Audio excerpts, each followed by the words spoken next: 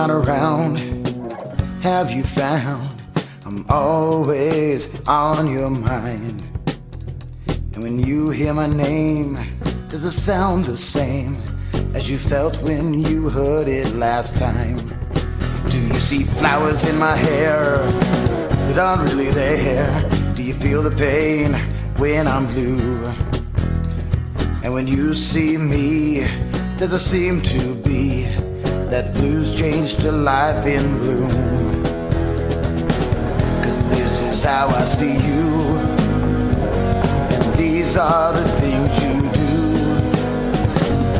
You may not know, so I'm telling you so, the best way I know how to.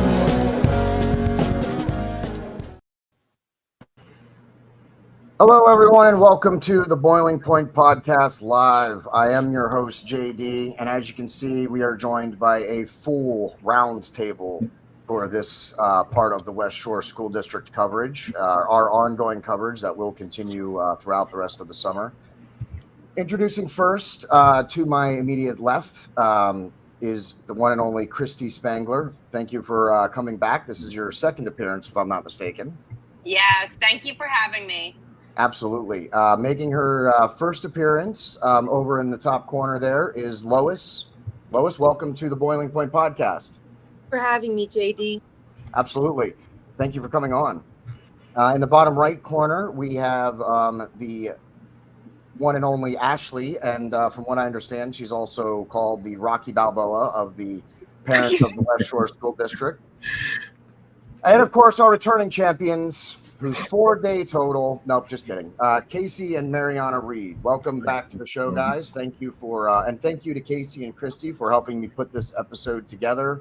Last week, I was down with a medical issue and wasn't able to put the kind of effort that I do into these episodes. And Casey and Christy stepped up for me and helped me put this episode together so that we could still bring it to you today.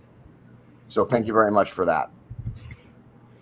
So we are talking about, this is our continuing coverage of the West Shore School District and all the problems that are going on. We're going to talk about a lot in this episode, and we're going to have some discussion. And I want to jump right to Lois.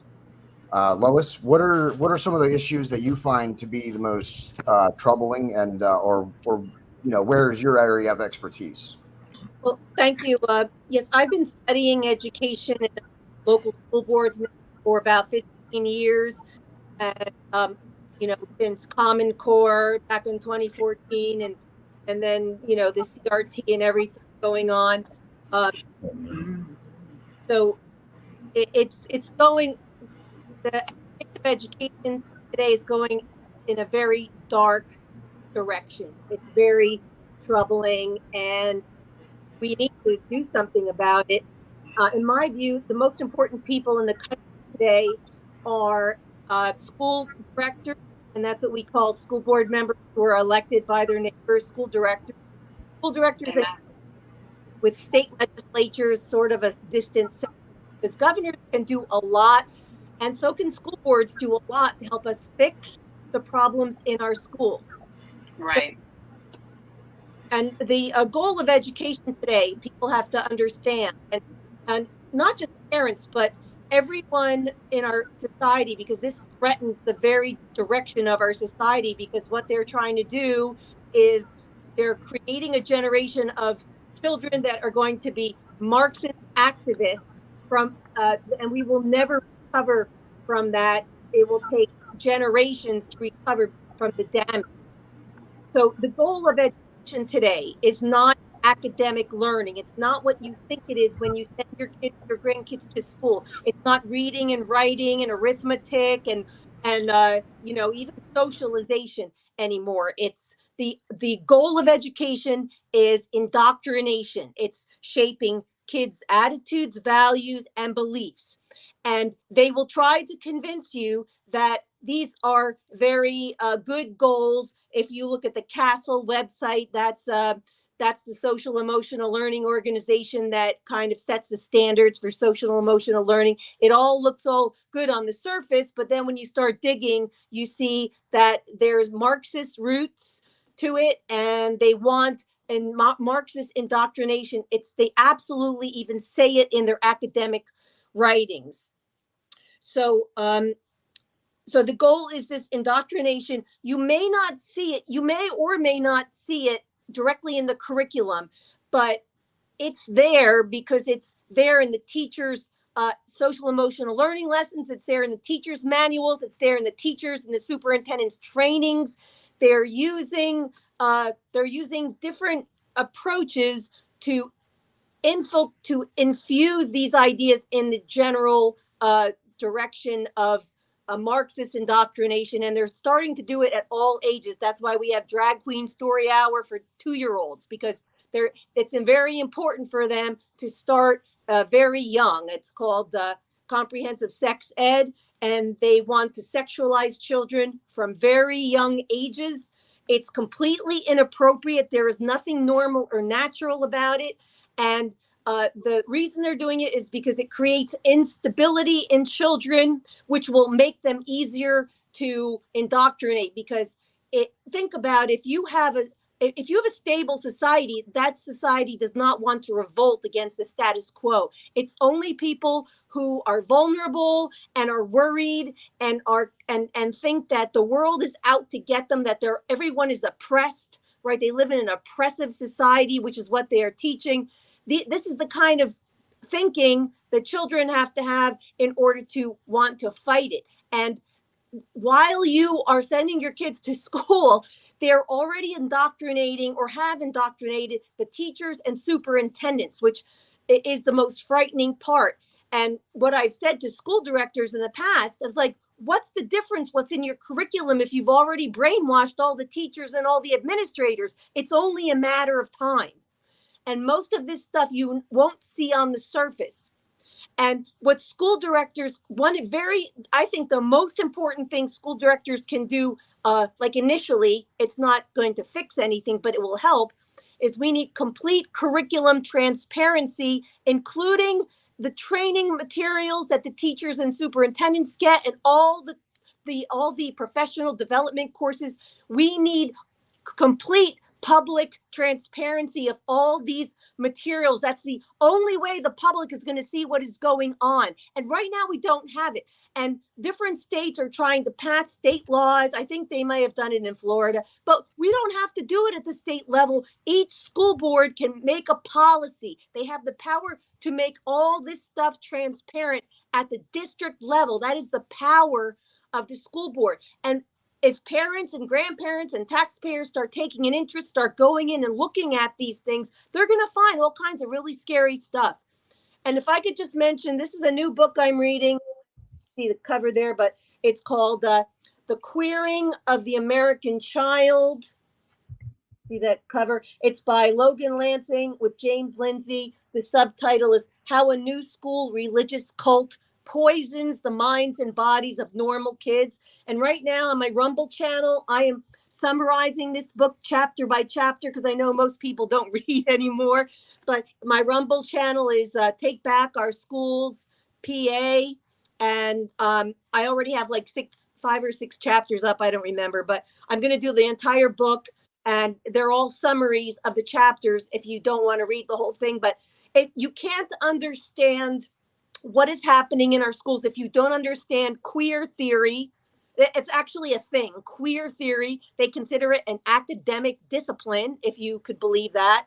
And if the basic premise of it is that there is no such thing as male and female, that gender is a made-up construct used to oppress people from finding out who they really are.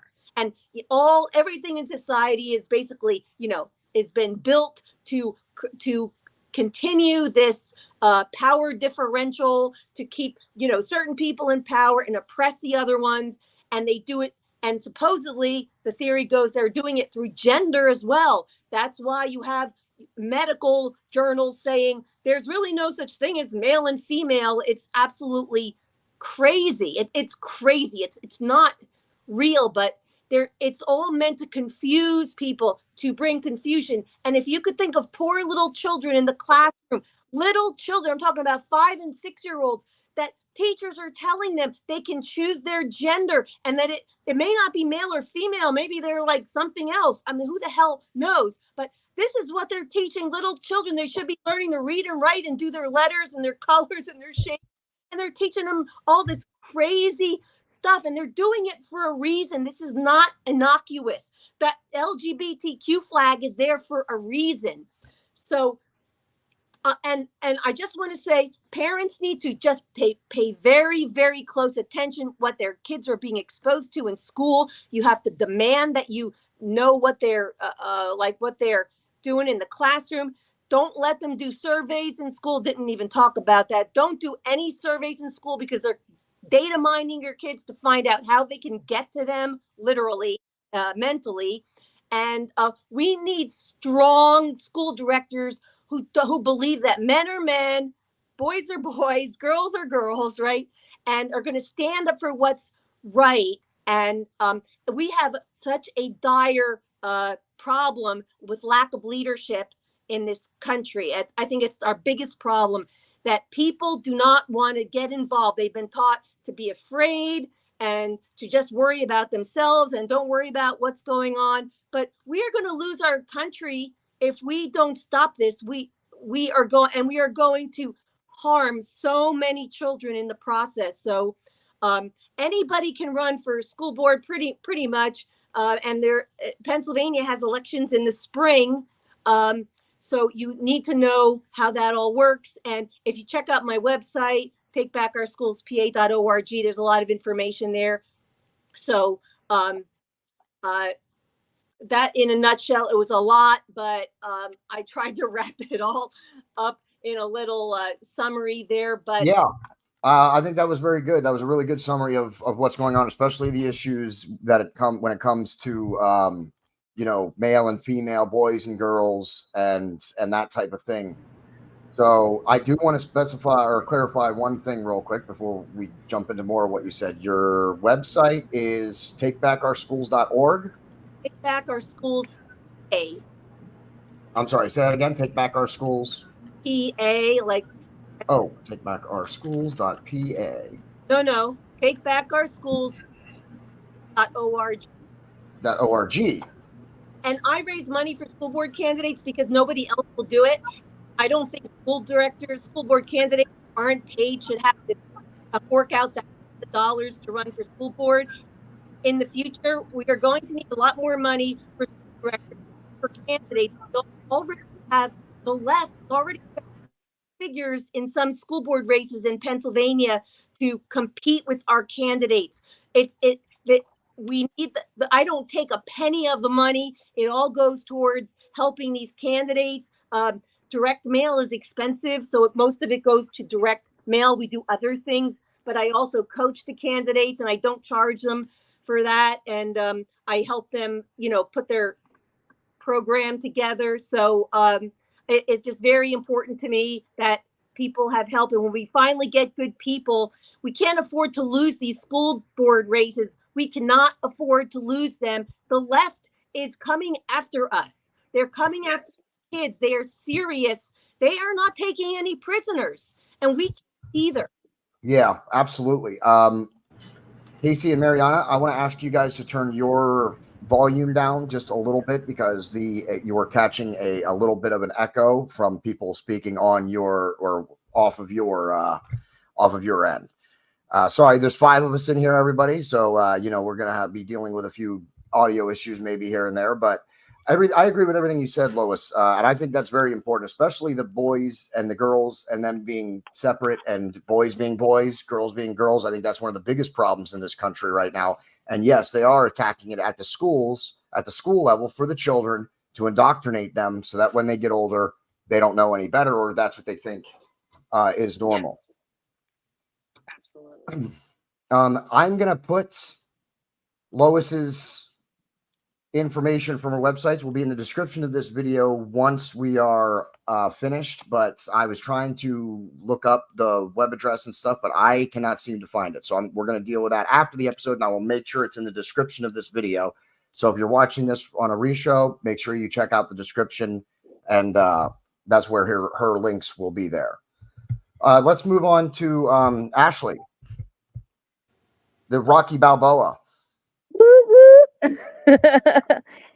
Oh God. So I was asked about talking about Title IX. Give a little short snip. I want to thank Lois because Lois is amazing.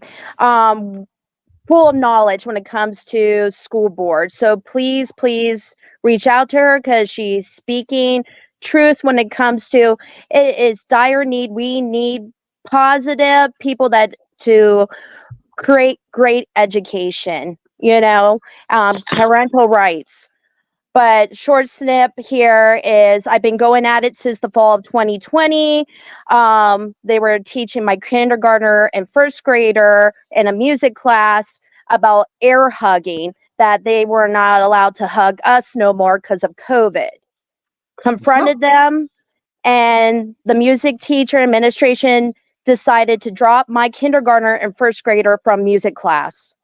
So I've been at it since then. I went from public school, I went to charter, and now I'm homeschooling. Best thing I ever did. I went from administration, I went after the school board. If you type my name on Penn Live, you probably have 20 pages of me.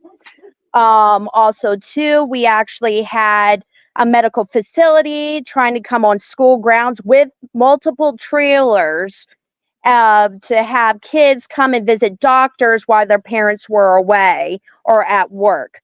And they use Safe to Say for that. So people need to look into Safe to Say because it's actually being taught to our children from 6th grade and up, where they call the government the trusted adult. So, and now I'm actually going with commissioners. I have to say I'm blessed to have people like Mariana, Chrissy, Lois, but also the people in Perry County. I know people from Erie all the way to New York, different states that are in the fight. You are not alone. And this is happening all over the country. This is not, we're covering specifically the West Shore School District here, but the reason that I wanted to cover this so badly was because this is a perfect example of things that are happening all over the country in the school district right now. This is not just local to the West Shore School District. These are things that are happening all over the country in schools everywhere, and all parents need to get involved. And even if you're not a parent, if you're within the school board, you are still a resident. You can still go to school board meetings. So even if you don't have a child, you can still get involved and get in the fight. You don't have to have children just to be able to have your voice heard. Preach, brother, preach. So yes, and I'm from West Perry. I'm from Perry County, and they try to put medical facilities on school grounds. They try to do certain things here, but we actually replaced our whole board, 9 members. We even replaced certain administration. So it is possible if you have great people who love our country, who love education, it is possible.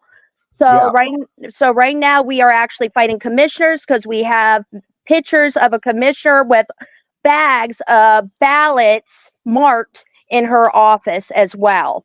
So we're going after her as well.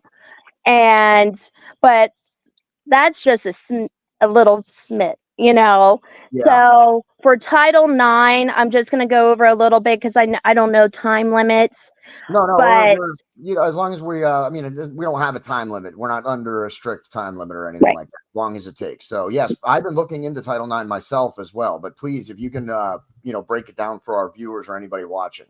So Title IX, I could break it down a little bit because it's so much. Because if you go on the U.S. Department of Education, you pull up the Title IX, it's 1,577 pages.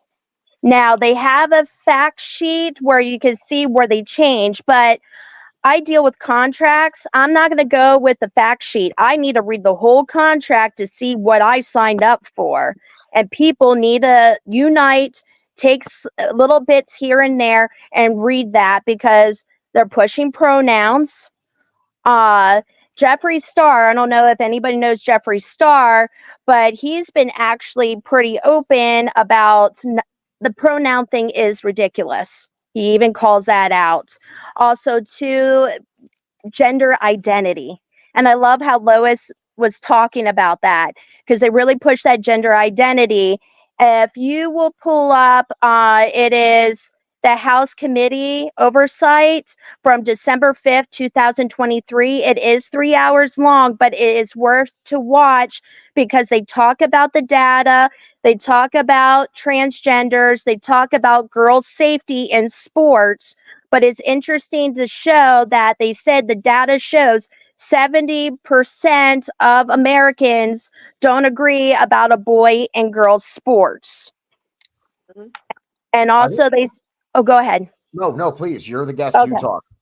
Yes, and also they stated, even AOC stated it, that the transgender community is only 1%, and they go by 0.4 or 0.5 out of how many Americans in the United States. Yes, they are in fact the minority. They're just making the most noise right now, and I think that's something that we've said before on this on our show, and I want to make sure we continue to say it because people need to know that those people are the minority. They're a very small minority, and trying to placate or force their values or what they think is right on the majority goes in the absolute contradiction to how this country was founded. The minority has a right to be heard, but not a right to impose its values on everybody else. You know, I totally agree with fairness. You know what I mean? But if the girls are being hurt, if they're being uncomfortable being in front of other boys that still show everything, I think it's time for us, like the women's suffrage and everything like that, to say enough is enough. Yeah, fair is fair, but having boys change with girls and girls change with boys or using the same bathrooms, that's not about fairness. That's just wrong and borderline criminal, in my opinion. If it isn't actually criminal, I don't think that should be allowed at all.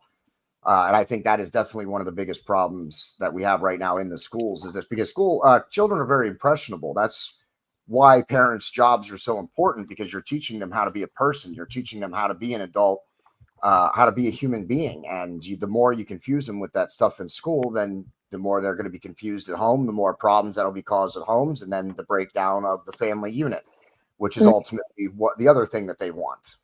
Yes. Yeah. And I appreciate Lois saying, well, there's, if I'm a boy, I feel like a girl, you're a girl. I love how she brought that up because I looked it up and I double checked myself before I got on here because the Biden administration lifted the ban for transgenders in the military.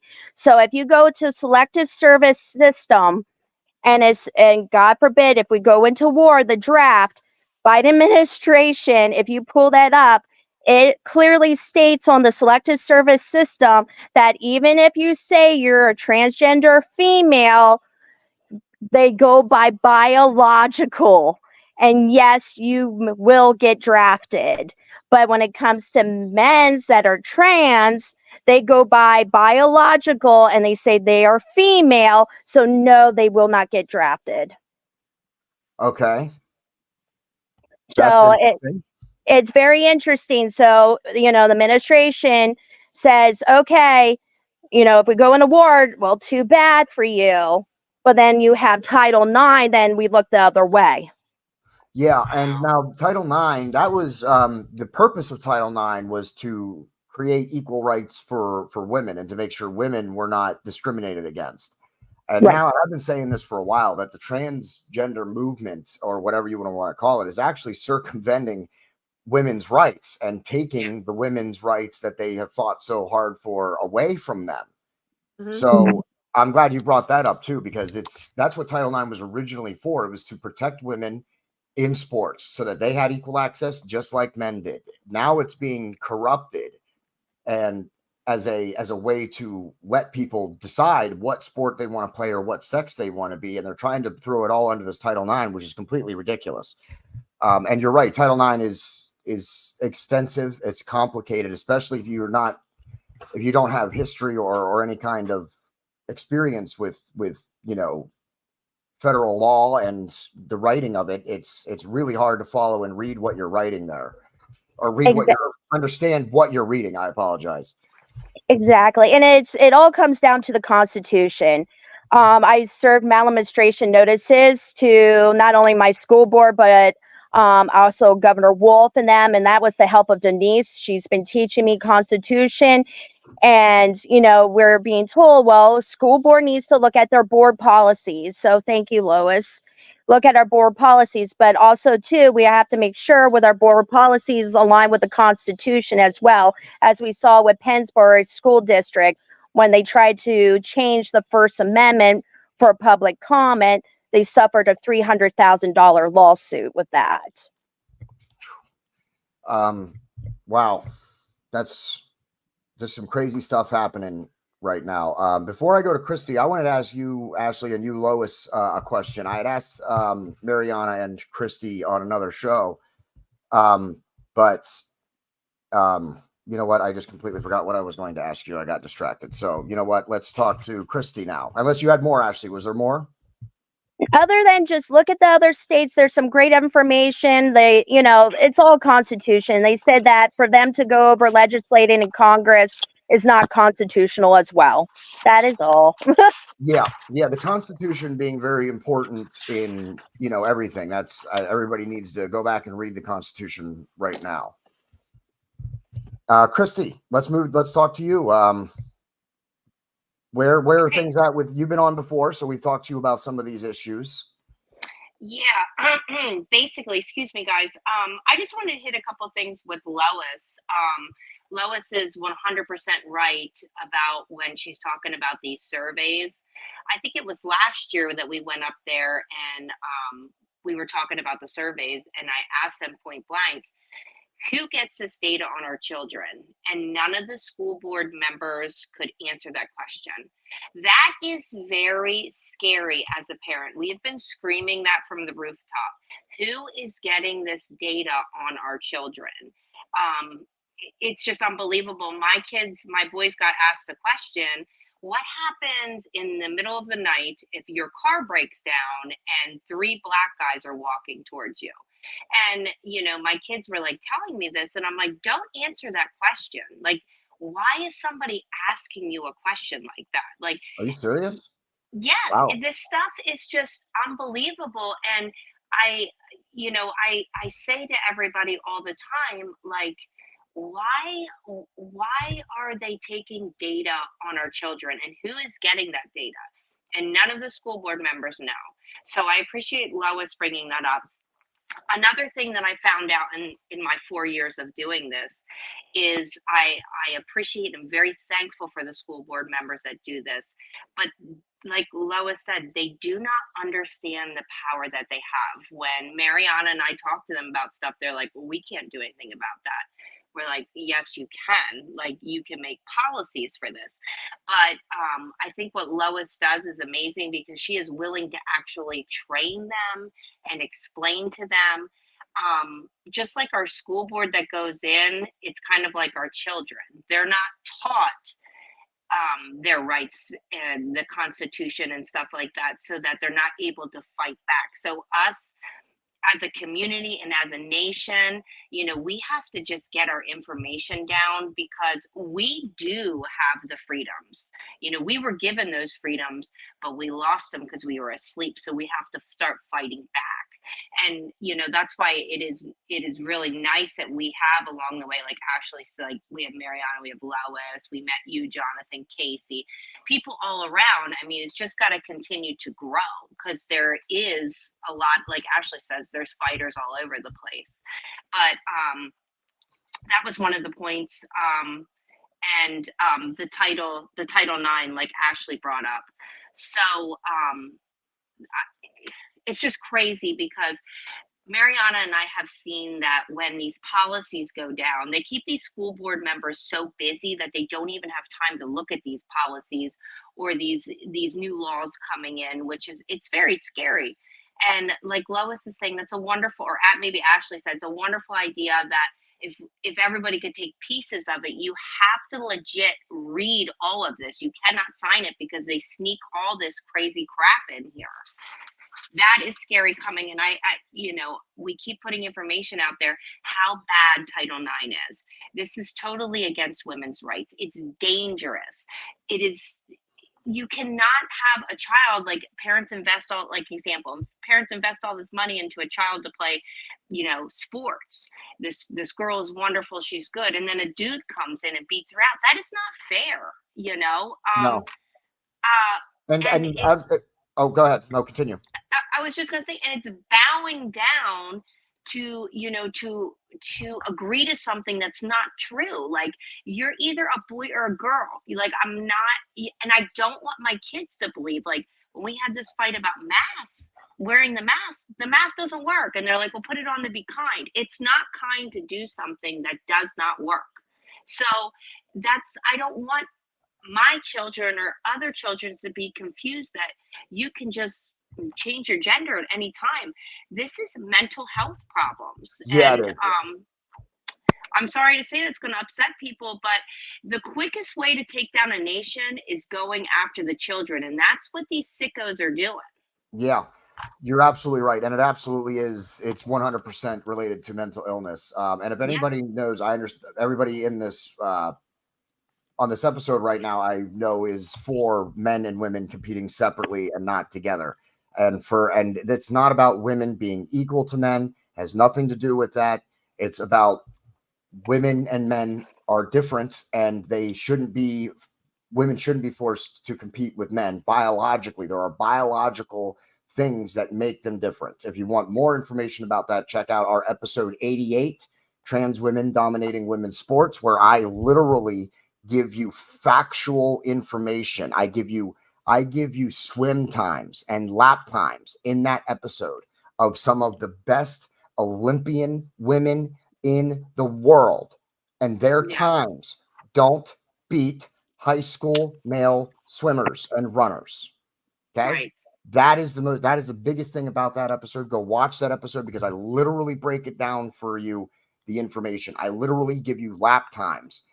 There is no competition. You can't take Olympian women cannot beat high school male track and swim times. You shouldn't need any more information than that. And yes, of course, there are women that can beat men in sports. Of course there are, because some women are excellent athletes and some men aren't any kind of athlete. So of course there's men that can beat women. That's not what we're saying. We're saying in the highest level of competition, at the high school level, at the pro level, at the child level, they shouldn't be competing against men. They're different. Biologically, they're different. Biologically, they have different chromosomes.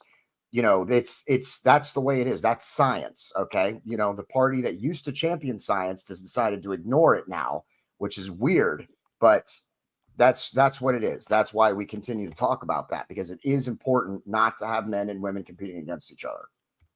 Yeah. And, Mary, go ahead. I was just going to say, the other thing, when we go to these school board meetings and everybody's screaming about this Title IX, where's all the women that are supposed to be standing up for women's rights? Where are they? Because they're taking all the rights away from our girls. And I can promise you that nothing good out of this is going to happen. We're going to have a lot of kids that have mental health problems and a lot of suicides too. Yeah, the suicide rate is highest among transgender people at the moment, and it's among that category. It's even highest among people who actually get the physical surgery done. Yeah.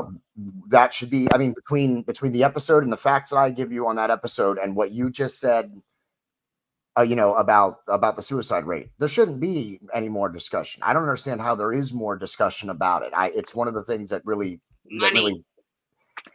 It's ridiculous. Yeah, as you said, people need to wake up and, pay attention. Casey and Mariana, I don't know which one of you wants to go first. You have your mic muted, though. You need to unmute yourself before you start talking. Okay, apparently I'm supposed to be the one talking tonight. Casey, go ahead. You go first. I didn't really come with anything prepared. But way to come with excellence. That's what I like to hear from my guests. Just doing this ad lib, if you will. But I do appreciate Lois and then Christy bringing up the fact up that this is not only mental health issues, but it's also cultish in nature. And Lois is absolutely right. This whole trans agenda especially pertaining to the kids, is a religious cult. And there's no accident that this activity and this activism goes hand in hand with literal Satanism. It's in our school board meetings, there is actually a crowd that sits with all the hardcore left-wing activists, and many of them are literal Satanists and outright admitted Marxists, and they go hand in hand. And that's no accident. So the word Satan literally means adversary. So it's the adversary not only of God, but of anything that's of the natural order. Yeah. And that's why you will see them oppose anything that is even within nature itself. Even the Satanic Temple, which considers themselves, basically atheists, they heavily promote these agendas because it goes against the natural function of creation. Heteronormativity, as they like to use as a pejorative, is actually the very survival mechanism of the human race. The human race literally cannot exist without the relations between real natural women and real natural men. So to eliminate that is literally a suicidal pact. So it is a culture of death, a culture of destruction versus life and construction. And that's really where all this goes to. And it's no accident either that in many of these pride parades, they will literally chant, "We're here, we're queer, we're coming for your children." Yeah. Now, and it's local as well as national and state. And I want to make it very clear, because I know they always repeat this mantra. This is not about attacking people or discriminating or any other nonsense. It's just bringing reality to light. There are reasonable, fair-minded homosexuals, people who practice that lifestyle, who at least agree that the children should be left alone. Who do their own thing in private. Exactly. I mean, like the gays against. Yeah, there's like the Brandon Strauch's organization, the Gays Against Groomers, who actively oppose much of this agenda, and rightfully so, and I applaud them for it. But the broader LGBTQ, IA plus, there's, the letters go on ad infinitum. We refer we refer to them on this show as the alphabet soup community. Or the alphabet mafia, I like to call them, or the rainbow jihad. There you go. There's a few terms I like to use, but the overall activist agenda is by nature predatory and abusive. But I brought this up in a school board meeting, and people were very uncomfortable. But I'm sorry, it's reality. I don't know if it happened this year or not, because I didn't haven't had time to look into it. But I know in 2022 and last year, 2023, over in Harrisburg, there was a segment during their Pride parades in June where they had a makeshift stripper pole outside the state capitol building, where they had children, prepubescent age children, dressed in drag and doing exotic dances on these poles to crowds of cheering adults. And many of the local activist groups in our districts who are pushing these agendas and attacking us are the same ones who are at these rallies cheering this on. So don't tell me it's not pedophilic and it's not predatory and it's abusive. It absolutely is. And that's what we can't be afraid to say. So many people don't want to offend this community, and they'll even put up with attacks on Christianity. I am, bold and proud of my Christianity. I'll take on anyone who dares challenge it. We've heard incendiary comments about Christianity several times at school board meetings from the Satanists, but then they're the first ones to get offended when you point out the truth of their religion, that it is built on things such as human sacrifice and cannibalism. Now, not all of them do that, of course, but that is the history of it, and it is certainly interwoven into the religion itself. In one of the more recent school board meetings, I unfortunately I can't attend most of them because of my work schedule. I'm very few meetings where I'm available to be there.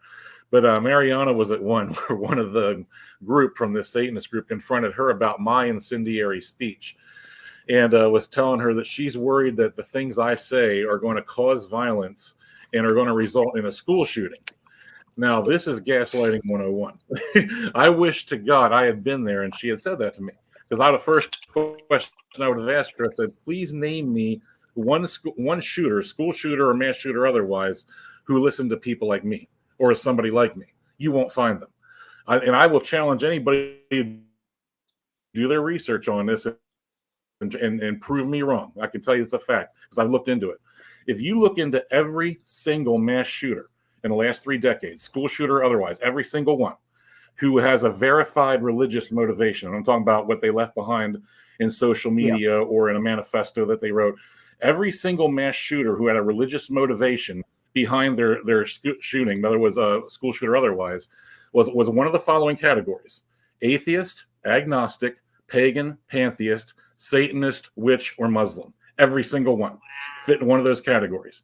Not one of them, none of them were Orthodox Jews. None of them were conservative evangelical Christians. None of them were fundamentalist Christians. You know, and you look at the political motivations. Every single mass shooter, every single one, a school shooter or otherwise, who had a verified political motivation as per their own statements and own public comments and words, written or otherwise, who had a political motivation, was either fascist, national socialist, socialist in general, communist, Marxist, Maoist, anarchist, or Islamic Sharia law advocate. Every single one. None of them were free market capitalists. None of them were patriots who loved America's history, heritage, tradition, and culture. In fact, they all hated it. None of them were, you know, libertarians or Christian right conservatives. None of them. They were all on the other side, the other ways of thinking. So if these people are so concerned about violence and school shooting, if they were honest and knowledgeable and honest about what they're saying they're concerned about, then they would do a complete flip on their own belief systems. And they would actively not only get their agendas out of the schools that they're promoting, but actually actively promote Christian values and patriotic values and so forth. You know, so we can't let them gaslight us and we must always point this out, that they are the very thing they always falsely accuse us of.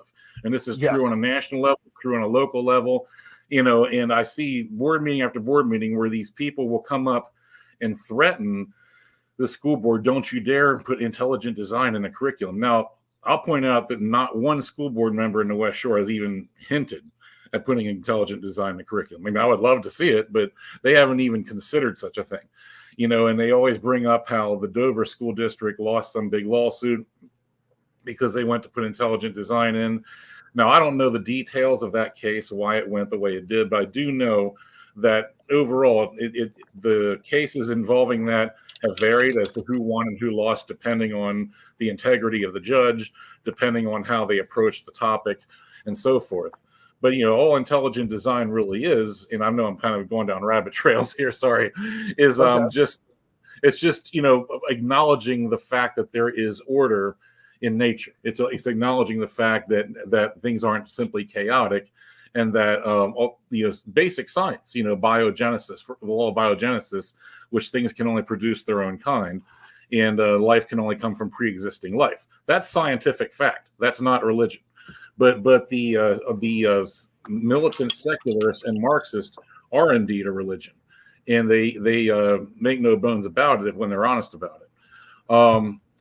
They also require more faith. It also requires more faith to believe what they believe than it does for us to believe as Christians. Absolutely. You know, and again, going back to the whole, you know, transsexual thing, it is impossible for any intelligent person to truly believe that gender is a choice and not a biological state. You know, you just simply cannot believe that if you have any sense about you at all. You know, so they are either lying or they are delusional.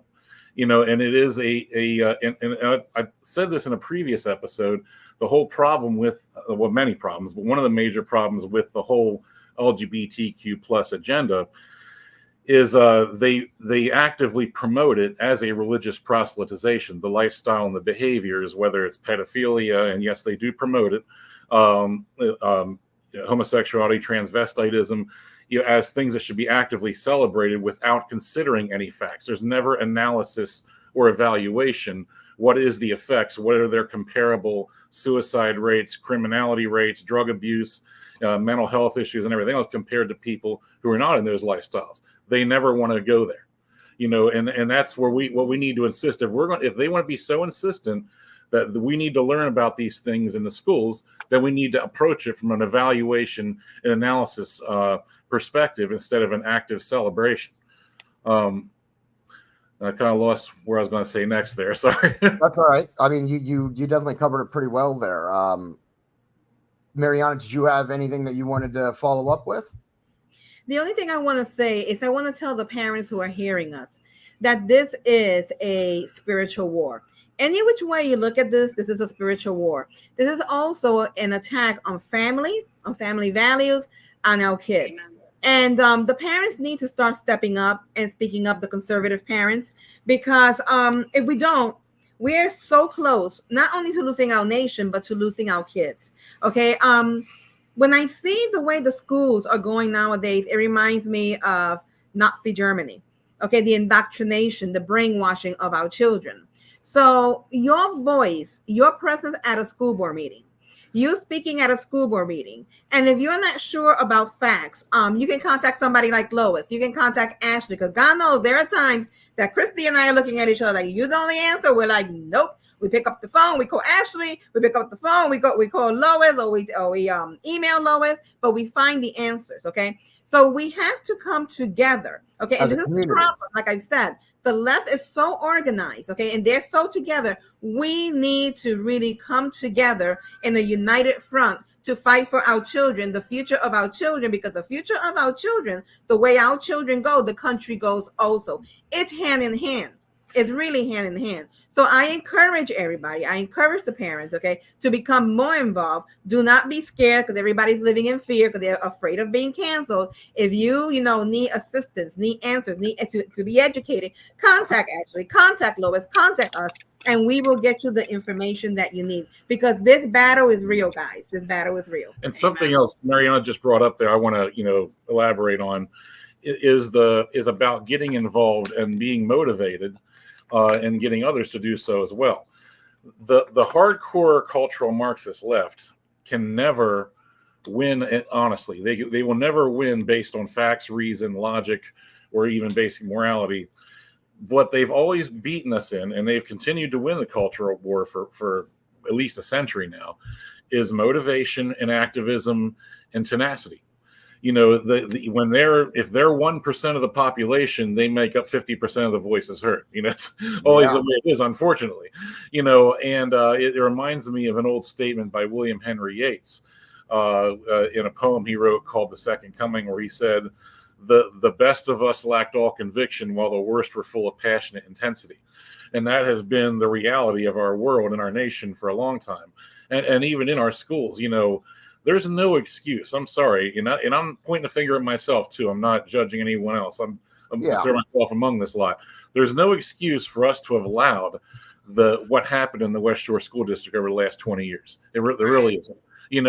2 out of the 3 regions definitely lean more conservative, and one of those 2 are hardline conservative. There is no excuse why before 2023 elections, 8 out of the 9 members were hardcore leftists. There's no reason that should have happened. It's because they are the ones who really stand by their convictions, no matter how wrong they are. One of my favorite political commentators is Steve Deace. He often says, and he doesn't say this in a triumphant way, he laments it, but I agree with him. He says, we are not a nation of laws, we are a nation of political will. We were meant to be a nation of laws, but we're not. We're a nation of political will. And that is where we always get defeated. The political will is very strong on the side of evil, and the side of good needs to step up.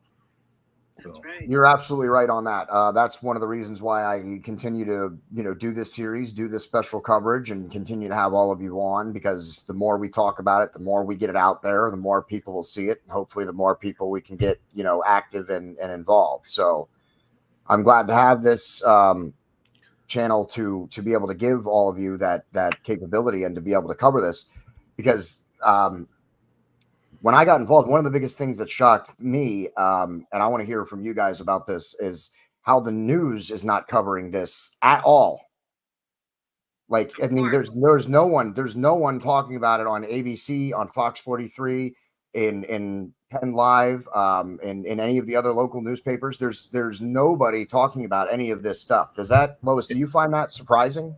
No, it's always been like that. The local reporters have never understood school boards and how school districts operate. They have a very hard time even knowing what questions to ask when they interview people after the meetings. I witnessed this when I was on the school board, and even before. And there's a lot of young people in local news coverage, and they just don't have the knowledge, and it's just we're not getting good coverage, and then we get the ideological bias in the coverage. So there's, you can't rely on the news to know what's going on in your school district. But could I pivot just a little bit to curriculum, because to me, this is one thing that school boards have complete control over. And Lois, I'm sorry to interrupt you, but I do want to ask you something before you pivot. Do you think it's usually actually that they don't know, or that they are willful propagandists? Because I know in my experience with the media, it's not simply them getting something wrong. It's them actively misconstruing, actively telling lies about what's going on. I mean, I could use several examples, but one of the notable ones is when they changed the solicitor. They repeated over and over and over again. I called them out in a school board meeting that the change in the solicitor was done underhanded. It was done, behind closed doors. It was they didn't follow the what was that called, the RFP process. Now the fact was they didn't need an RFP because that solicitor wasn't under contract. Furthermore, it was on record publicly that this was discussed at school board meetings, as well as the email between the board members going back 4 months before that. So they just blatantly lied, and they lied over and over again. So right. How much do you think is really ignorance or malice? Depends on the school district, and it depends on the reporter and the newspaper. Locally speaking, there's a range of situations. But what I would like to say that, and we've had this problem though in a lot, even in conservative areas, because the media tends to be run by liberals, even in conservative areas.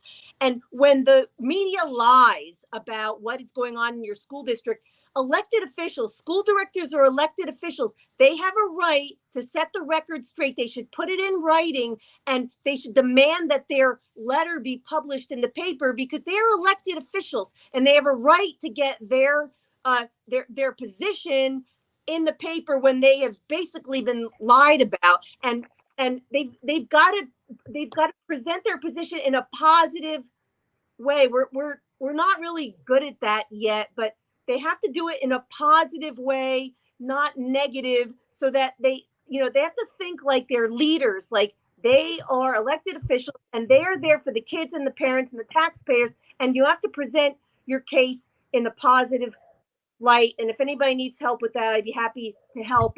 But they absolutely, we tend to think, well, we're not going to respond because they are not going to. Yes, that's what they do. But officials have to respond. They have to set the record straight. Is extremely important, especially with a thing like a solicitor. There should be some kind of statement.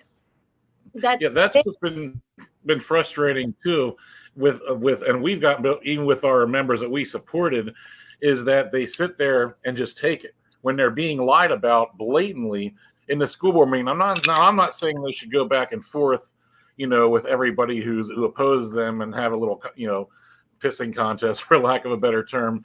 But they will sit there and let themselves just be lambasted, full of just misleading information, and not stand up for themselves, and that's frustrating. Casey, this is something we can help them with. If you know what's going on, if you followed the timeline, you can help them draft a statement. Say, listen, I know you're busy. I know you're frustrated. How about we put this, you put this, I drafted this. If you don't like it, you can change it. But I just did this to help you. Put this statement out to the paper, call the editor and say, listen, your story was wrong. This is my position, and I'm an elected official, and I want you to print it. And whether it's a letter to the editor or whatever it is, but that is their obligation to print a response from an elected official. Yeah, and may I also say that the Boiling Point podcast, as involved as we've been getting, we're in the process. We're hopefully going to have a website launched here, actually, in the next, hopefully the next 2 or 3 weeks, actually, and we're going to be producing written articles as well as continuing our podcasts. The goal of that is for the Boiling Point podcast and everybody who works under our team is we want to be able to get credentialed as press. So if you send something to a newspaper or to a local news station, especially if you're here in the central Pennsylvania area, and they don't publish it or they don't do what you ask them to do, please reach out to us and let us know. We're getting involved not just in this West Shore School District, but in the media, the local media coverage, because the local media coverage around here in central Pennsylvania is crap. And that's what I'm building this brand to compete with them at the local level, because they're not doing anything. If they're not doing it, there's a gap in the market. I can fill it. So if they don't fill it before I get there, then they're going to be left out in the cold. So we're doing as the Boiling Point Podcast as a company is also moving forward and advancing. And we are in the process of trying to get a website launched, and so that we can get credentialed as press. So if the newspaper, if Penn Live, sorry, you got Mariana, Mariana, you got me calling them. See what you did now? So you gotta be honest, that's what they are. Oh, they're the worst. I've written to them 3 times. They never will do any of my statements. I have started firing shots at them on Twitter. And as far as last time I checked, they haven't responded yet, but they can sit there and take it, and while I continue to pound them, that's okay. But I've already started, going back at them on Twitter, telling them anytime they post something that's bogus or completely, one side, like completely more of an opinion piece and not fact, I've been trying to call them out on it. They have not responded to me yet, but them and a lot of local media has actually printed me by name, with slanderous statements, extremist parent, this or that. But they've never taken me up on my challenges that I've said at school board meetings. And one in particular, Christy probably remembers this. I believe it was CBS was at the meeting. Yeah. Where there was one school board meeting where instead of the microphone that they usually have, it was a CBS microphone with the cameras there recording the whole board meeting live. And I said, oh, this is priceless, because I was already knew what I was going to say. And this couldn't have been more perfect timing. And I basically scolded the media for their deliberate lies and misrepresentations. And at the end, I said in my presentation, in my short speech, I said, is it any wonder that people of good faith and will won't give you people the time of day for an interview? I said, however, I, Casey Reed, a mere peon in the West Shore School District, will gladly sit down and interview with you, but the following preconditions must be met. You must agree in writing on a notarized document that the entire interview will be live streamed from beginning to end, and the first published version will be the full unedited version, because you people have completely discredited yourselves to be qualified for selective editing. And there was loud cheers in the room. And when I was done speaking, I ran right by the TV camera and pointed at it like that. They loved it. I can't believe never they're not responded. there. They only seem to show up there when fireworks are going to go. When someone's when either one side or the other. Part of my speech either. Yeah, that's what I'm saying. I'm sorry. I have they're a so question. clearly. Yeah, go ahead. I'm so sorry. Lois, you were trying to say something about curriculum. Yes, one of the things that school boards do regularly every year is they approve new curriculum. And this is very important because all the new curriculum is polluted and corrupted by CRT and gender ideology and all this woke nonsense. All of it is polluted. There's almost no decent curriculum coming out now. And so if you don't reject it outright, it takes an additional school board member to remove curriculum later if you find problems with it. So this is that any board can do is you've got to understand what you're approving, and give the Big Spring School Board a big shout out. They are doing a fantastic job. They overtook their school board last year, and they're doing great. And there was a science curriculum that was presented to them, same as in Cumberland Valley. It was called Open Sci Ed, I think it's called. In Big Spring, they thought that there was CRT in it, and they rejected it. But in Cumberland Valley, see, they were lied to, and the school board, even the conservative ones that we just got elected, they approved this new curriculum. I think that was a huge mistake. And what the curriculum director told our school board member was that this was the only curriculum available that aligned with the new standards. See, this is how they get you. Yeah. Because out there, that's a bunch of BS. Because the truth is, the school board could take any curriculum, they can to align it with the standards themselves. They can that is not an excuse that this is the only curriculum out there. If they really need a new curriculum, they can go find they can use Hillsdale College curriculum, Hillsdale K through 12 curriculum, which is classical education. Go take that one, and then you can hire somebody. And I know one of our people in Southwestern Pennsylvania, she's a PhD in education. She does this for a living. She can align the curriculum with the standards for your school board. So that is never an excuse that this is the only one out there. That's just a bunch of nonsense. And they're always lying to our school board directors. And our school directors should not be having these conversations behind closed doors where it's not out in the public, because they have to verify these things. And unfortunately, you have to verify everything. And that, I know that sounds like it's really hard, but don't ever accept that as an excuse that this is the only thing out there, because they'll just tell you anything to get you to just go ahead and approve it. And yeah, they will.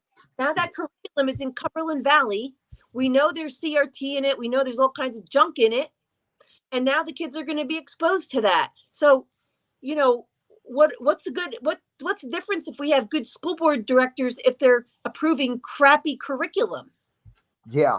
And that goes to everybody's point, I think, which is to get more involved at your school board. And Ashley? I agree with Lois. You need to look up your board policy because we have it for West Perry. It's called PCAC, Parent Community Advisory Committee. I'm actually the chairperson of that, where we actually talk to administration. There's sometimes a board member there. We go through what policies are, and we talk about education. And we are told there's a new science coming out curriculum. So look at your school board policies. Say, hey, why isn't this committee started? It's a taxpayer. You don't have to have your children. We have members that don't have children and they come to these meetings.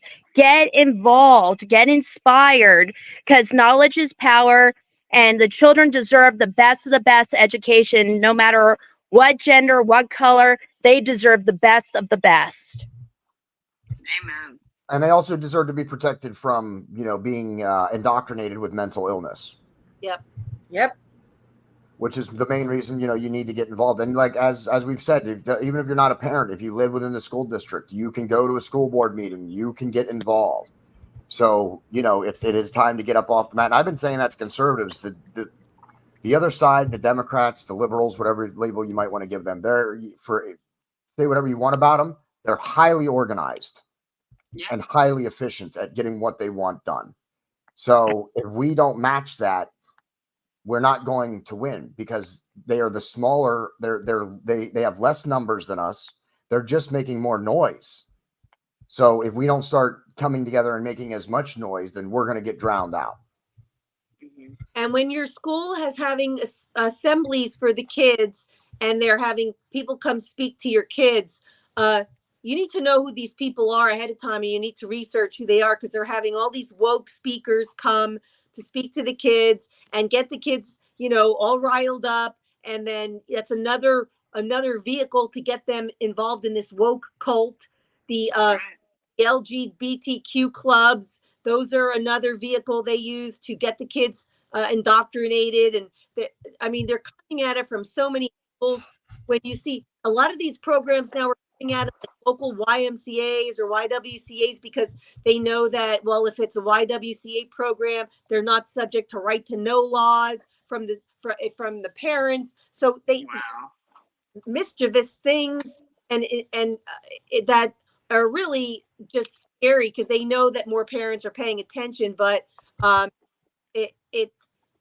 there's a lot, and we just don't have enough people involved in helping us keep an eye. If parents work together in their school district, like Ashley was saying before, you can work together, and the burden doesn't fall on just one person, because we're all just one person. We can't know or follow everything. We have trouble even in our kids' one grade, let alone the whole school district, right? So there's just a lot of eyes we need on this stuff, and a lot of parents, it's like sending your kids out into the, into the Wild West. You know, Yeah. It is the Wild West. Ashley, you wanted to say something else? I can always say something else. Well, I wanted to ask another question to Lois. It looked You- like you put your hand. It Yeah. looked like you were putting your hand up again, like you were going to say something again. I'm always having my hand up. It drives my board members and commissioners nuts. But no, I don't have anything else. Okay. I wanted to run something by. Now, I don't. You know a lot more about this stuff than I do, Lois. I just started getting involved this year. Is there any type of policy that could be proposed by a school board that would mandate balance in education? What I mean is, if they're going to have any kind of partisan discussion and they're going to have speakers from one perspective, they must bring it from the other's perspective. For example, when they bring people in from Planned Parenthood, which they do, to speak on the issue of abortion, they also have to follow it up with somebody from, say, the Capital Area Pregnancy Center. Or when they bring people in from these LGBTQ advocacy organizations, they have to follow it up with somebody from the Family Research Council. Is there anything of that nature, or some variation of it, that could be proposed or implemented? Make this easier, okay? I told Cumberland Valley School Board they should they should tell the superintendent or make a policy, however you want to do it, that they are not going to contract any speakers for the kids and without board approval. Period, because they can't be trusted. So that sounds like a great plan. I mean, at least giving it to making it up subject to board approval, then there would be discussion and a vote before a speaker would speak. From Planned Parenthood, the board, then let the board decide. We're not going to have the speaker at all, or we're going to have somebody else come speak, give counterpoint. I would just not have somebody from Planned Parenthood at all personally, but Right. board decide how they want to handle that. But the board needs to oversee this stuff. They can't just let these people, run rogue and have all these woke speakers. And that's the problem in the West Shore School District is it happens all the time. I know just when my own kids come home and tell me they're always in so many of their classes getting these people from all these hard left organizations come in as special guest speakers, but of course you never hear it from the other side. So I'm always having to correct the nonsense they hear. I mean, they even had one speaker come in, I think it was 2 years ago, and this is when they were in 9th grade, talking to them about understanding, quote, MAPS, minor attracted persons, which is another perverted redefinition of pedophiles. In recent years, they because they're also, the whole LGBTQ apparatus is also heavily pushing this notion where they are literally redefined pedophiles as, quote, MAPS, minor attracted persons, and yeah, they are literally grooming the kids and trying to desensitize them to these people who do this and even not see them in a negative light. So I'm sorry, they should be arrested for that. That's criminal. Right. But that's what's going on. But they won't even dare bring somebody in from, say, the Family Research Council or the Capital Area Pregnancy Center, and that's maddening. So, well, Casey, when we went to the principal's office about 2 years ago, they had a big LGBTQ thing and a barcode that the kids could get a free strap on and they could get chest binders. So, we went to speak to the principal and I said to him, who approved this? And he was like, I did. He's all proud of himself. And he was like, do you want to know why I approved this? He's like, come down the hall. And then there's this little picture. Okay, remember the LGBTQ thing is huge, guys, right? And then they have this little picture of Jesus and a prayer group meeting thing, and you can hardly see it. And I was like, that's so unfair. Like, you got this huge picture, you got this little picture. I was like, take them both down then. Like, it's not done equal.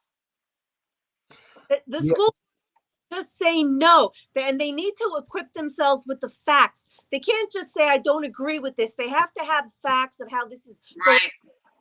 Children, there's a lot of sorry, but if you're on the board, you got to be able to make an argument for your case that you're protecting. Right. Not about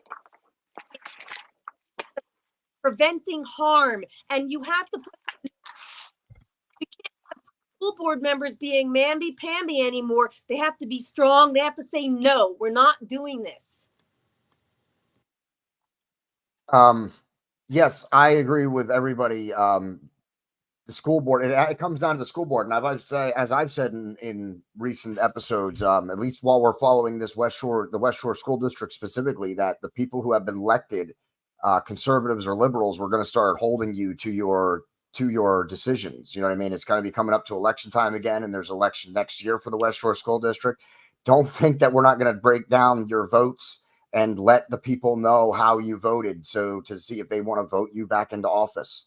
So if you are in office, vote the right way, because you're about to be held accountable. That's what I think is lacking. You guys are all talking about a lot of different stuff here, but I think it all comes back to a lack of accountability. The parents aren't holding the school board and the superintendent accountable. Nobody holds the students or the teachers accountable. There's a lack of accountability across the board, it seems like. Yeah, and then there is a lot of nuance to some of the voting too, particularly among the fiscal issues. I know a lot of people were in uproar, rightfully so, about the tax hike in the West Shore School District. But I do want to give a little understanding, since that's been brought up, to some of the more conservative members who voted in favor of that. They were between a rock and a hard place. You know, and I'm not saying whether they made the right or wrong decision. I'm not sure what I would have done in their position. But they were really basically in a position of either defaulting and getting on top of not having a unbalanced budget and getting penalties, financial and otherwise, from the state. They were between that or raising taxes. So it was a no-win situation. But I know a lot of people were upset with them for that. I just wanted to bring that up there because I know they really faced a lot of fire for that. And I'm not saying it was unjustified, but I'm saying there really was no situation for them to come out on top in that. I just wanted to put that out. I understand, because well, there's things to go on that'll go on with state funding too, and if you don't do certain things, you could lose state funding. So I'm not trying to hold anybody's feet to the coals necessarily, but speaking to my original point, though, they got in that situation fiscally because nobody held them accountable in the first place. So that's what I'm saying. I mean, conservative, liberal, if you're still making the wrong decisions, that's what we're going to look at. Not how you voted necessarily on every vote, but was how you voted, is that in the best interest of the school?